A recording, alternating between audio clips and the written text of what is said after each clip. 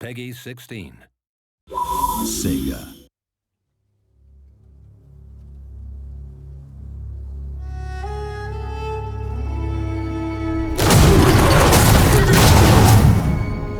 Rome 2 is epic in scale. It's a world-spanning, world-conquering game.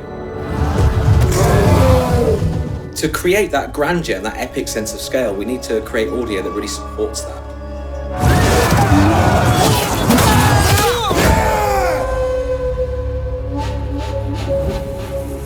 So the prologue in Rome 2 is a kind of contained, narrative-driven mini-campaign that leads the player into the full campaign game. Soldiers of Rome, we have travelled far together, down a path not of our choosing. So we have Mark Strong playing the part of Silanus, who's the kind of protagonist in the prologue. Mark Strong is a great actor. He's worked in numerous films, Kick-Ass, Sherlock Holmes. Mark is perfect for the role. He's got power and gravitas. You can just feel the strength in his voice when he delivers a line. Fate and the cruelty of man compelled each of us to draw our weapons, stand back to back, and defend our lands against the common foe. He kind of starts off as a mid-rank Roman commander, and then as the prologue progresses, he sort of rises up in rank to eventually become a proconsul. He's a very accomplished military commander, the kind of guy you would follow into battle. Although interesting in the game, the more successful he becomes and the more power he accrues, he seems to fulfill that old saying that power corrupts and absolute power corrupts absolutely. It is clear that evil left unchecked will always find Rome. It's very important you understand the character you're playing in order to give the game some life. We shall forge our destiny together! If you're trying to find a way to give him gravitas and make him believable, you've got to make the lines sound like somebody who you would follow into battle. We did not seek this war. It is our homes that burn. So I've given him a kind of gravelly strength. He definitely draws the player into the game right from the start. He sort of builds up his character really well, and just kind of the weight and command in his voice works really well. My work this morning, there's been a lot of rallying call to battle, so as far as I'm concerned, Romans spend most of their time fighting, it seems to me. For Rome!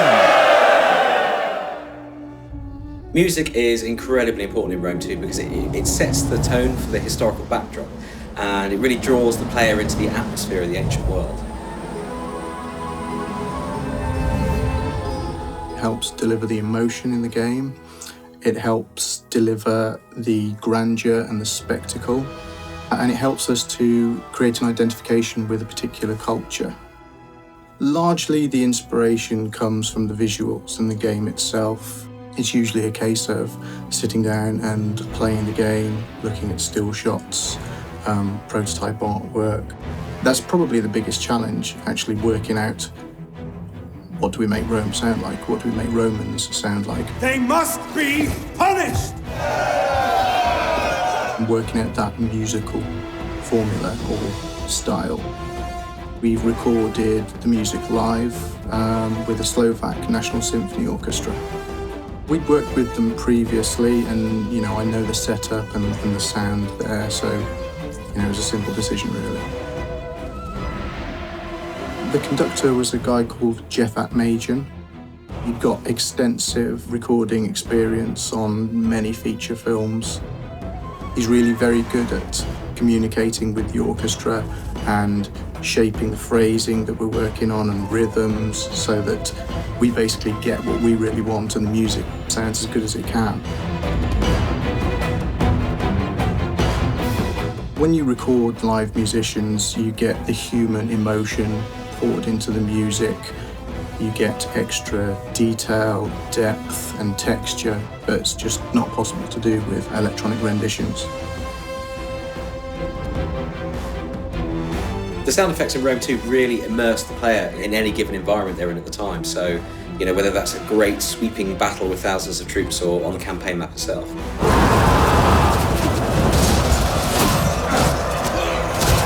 I think believability is probably the main reason that we need to have good sound effects. because you want people to make it feel like they're a general commanding an army as opposed to someone playing a game.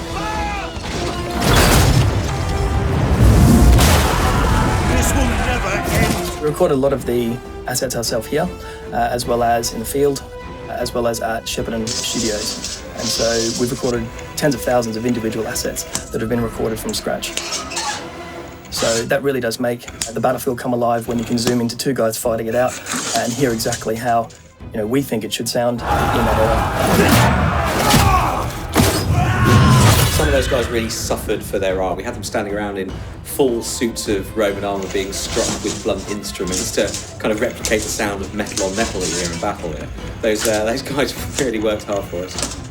So the metal shield was a car door impact, plastic bottle being hit, foley, body thumps, like a big body hit. We used a giant metal spatula for sword ring outs.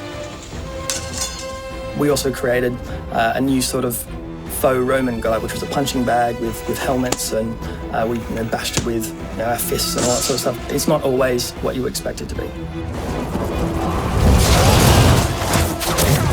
The sound effects and audio for Rome 2 are utterly spectacular. We've got this incredible orchestral soundtrack. We've got this incredibly detailed, rich soundscape. You just have to hear it to believe it. Take it from me, you're going to need some bigger speakers.